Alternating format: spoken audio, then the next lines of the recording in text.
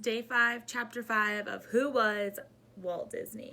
All right, so we are on chapter 5, which is called Hollywood. So if you remember, he was in Kansas City, but he realized that that's not the center of all the movie-making business, so he's moving to Hollywood. All right. After World War I, Hollywood became home to the film studios such as Universal, Paramount, Warner Brothers, Metro-Goldwyn-Mayer, or MGM. Movies were now a big business.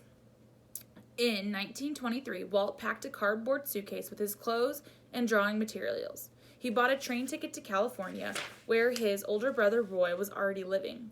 Walt moved in with his uncle, paying a few dollars a month for room and board. Walt had big dreams for himself, but he certainly didn't look like much of a success. He was stick-thin and wore shabby clothing. He spiffied himself up as best as he could and went to every movie studio in town. Nobody offered him a job, so he went back to his old idea of making and selling cartoons. In October, he finally got a break. A woman named Margaret Winkler saw and liked what he had done in Alice's Wonderland. She agreed to pay Walt for a series of Alice cartoons, which she would sell to theaters.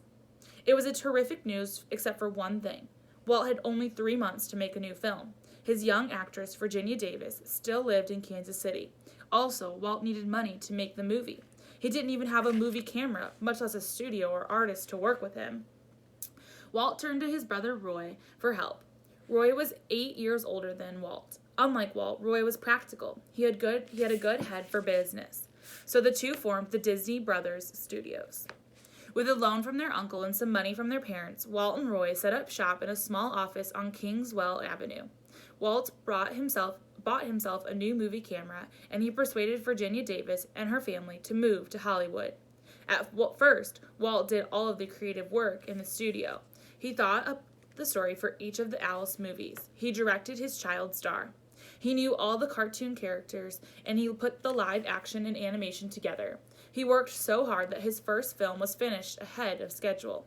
But making a whole series of Alice films was too much work for one man, so Walt hired 3 men to operate the cameras and help with the animation.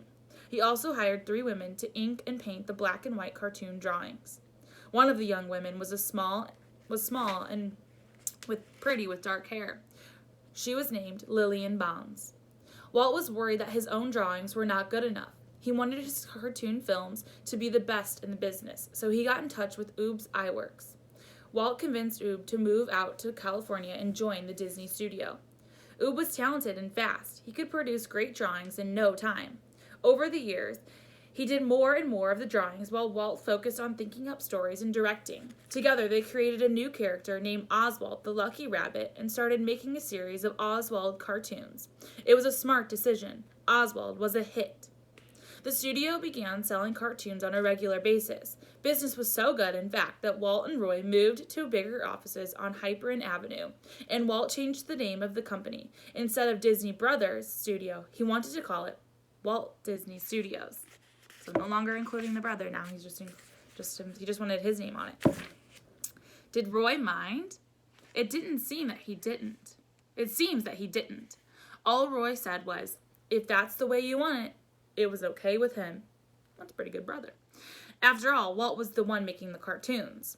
Walt was under a lot of pressure now. He had to make lots of Oswald cartoons and do it quickly. He became short-tempered and irritable. He took his worries out on his employees. Some quit because he couldn't stand his insulting remarks. Walt could make you feel real bad when he wanted to, one of them said. Then something really nasty happened. Something Walt never expected and didn't deserve. A man named Charlie Mintz, whose company was buying Oswald the Lucky Rabbit cartoons, hired away most of Walt's artists. Mintz decided he didn't need Walt anymore. With Walt's own artists, he could make and sell Oswald cartoons without Walt Disney Studios. What Charlie Mintz did wasn't actually against the law, but it was still wrong. So he basically stole his character from him. Walt was so upset he couldn't eat or sleep. Not only had he lost Oswald, but he had been double-crossed. The only way he could save his business was to create another cartoon character, and even better than Oswald. Walt worked like a mad on a new idea and kept it secret. Only a few people, Oob, who did the drawings, Roy, who was always loyal to his brother, and Lillian, who inked the drawings, knew about the new character. The new character was going to be a mouse. All right, so I have a feeling you might know who that might be. All right, guys, I'll see you tomorrow for chapter 6.